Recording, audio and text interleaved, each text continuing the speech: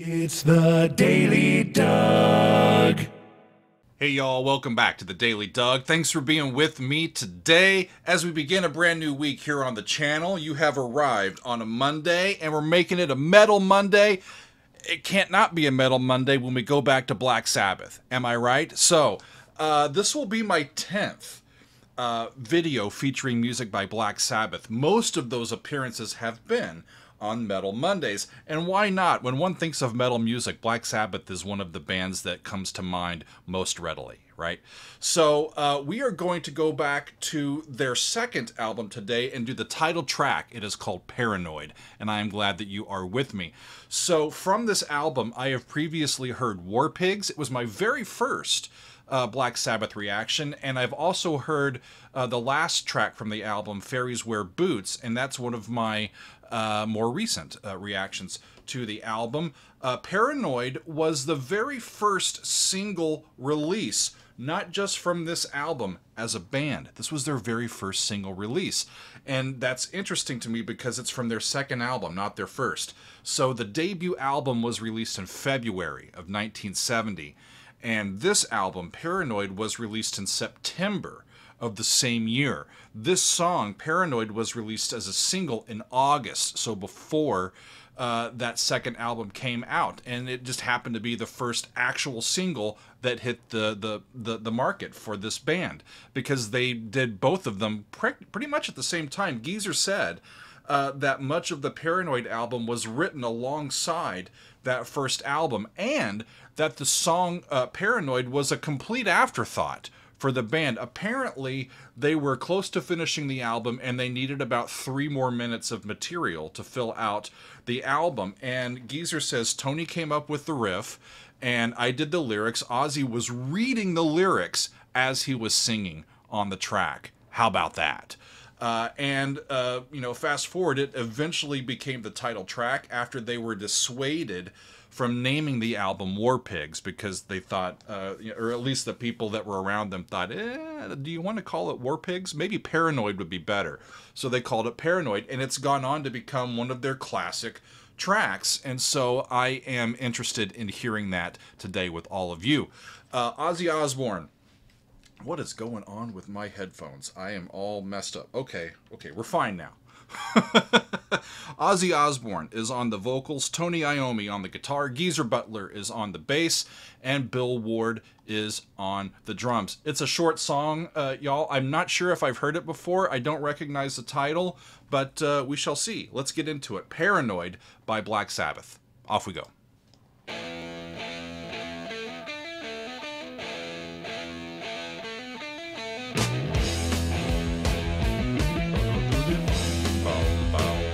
E minor.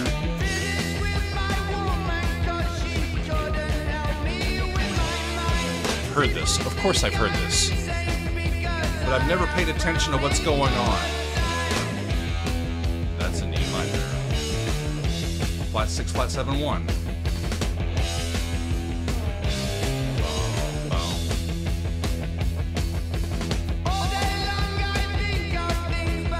Down to subtonic.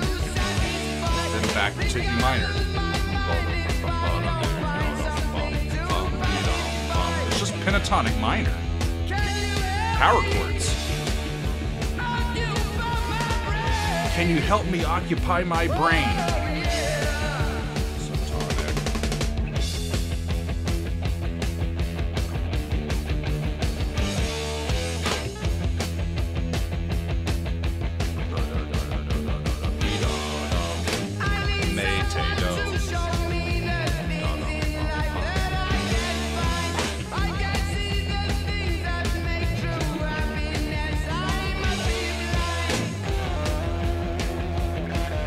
Time for a guitar solo. Sounds like it's double track somehow.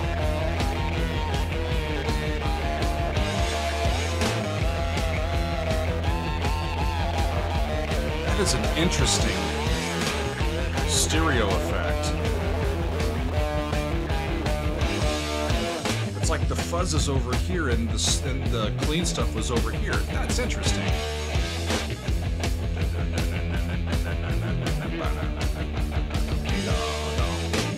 Pretty simple, y'all.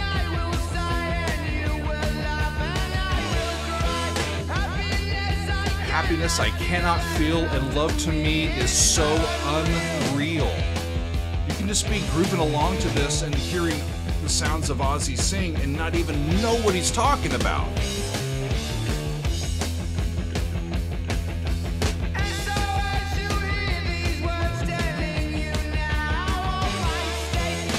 I love the flam, the two hits.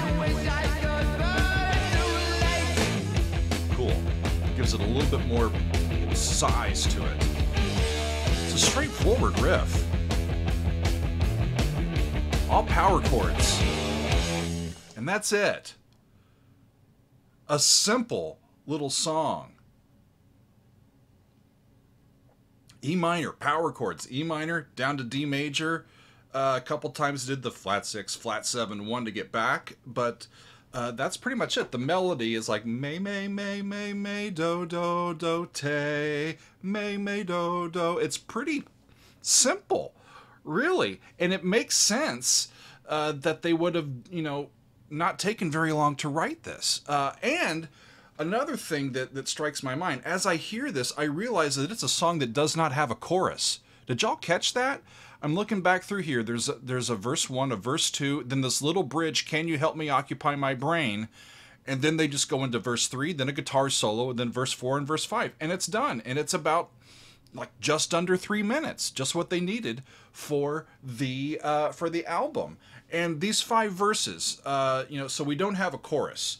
So the verses are what we would call strophic. And y'all, I think, understand this term, even if you haven't heard it before. Strophic means that we're repeating the same music with different words. So think verses, right? We have the exact same music, the exact same melody, the same chords, but we're substituting different lyrics, verse 1 versus verse 2, that sort of thing. In hymns, right? Hymnals, we got verse 1, verse 2, verse 3, verse 4, however many verses you get, but it's the same music with new lyrics.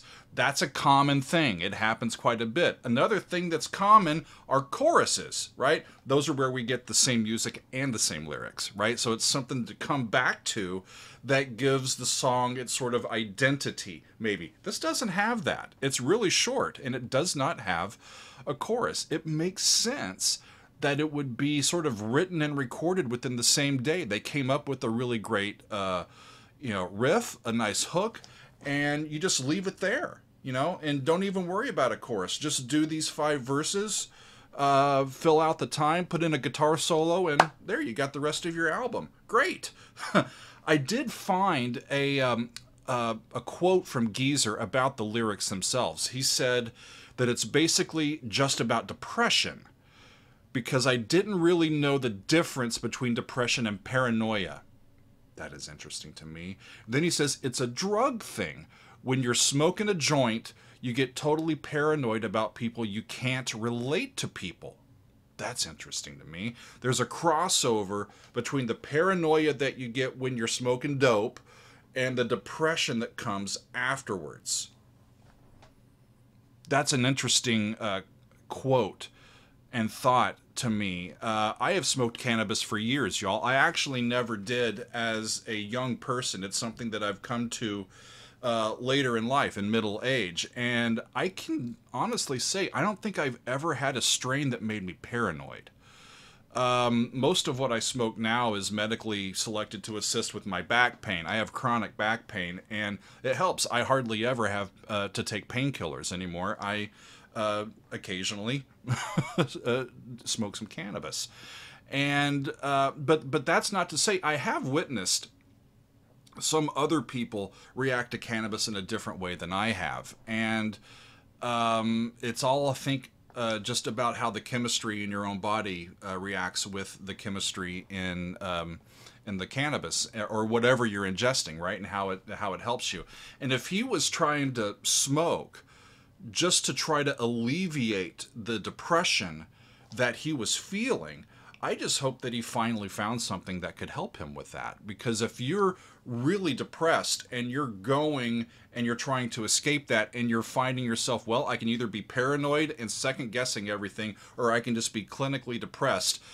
No wonder like this last verse is quite sad, y'all. It says, "And so, as you hear these words telling you now of my state, I tell you to enjoy life. I wish I could, but it's too late." That's a sad thing. You know, I found cannabis as something that's very much helped me in moderation, right? And I don't abuse it, and it can help. But I'm not somebody that has had to deal with really overwhelming depression in my life. I don't know what that feels like. So I think this is coming from a place of he was really depressed, and that's where he was writing from. And so you get these really quickly written sets of lyrics. Finished with my woman because she couldn't help me with my mind. People think I'm insane because I'm frowning all the time. You know, I think I'll lose my mind if I don't find something to pacify. Can you help me occupy my brain? Interesting.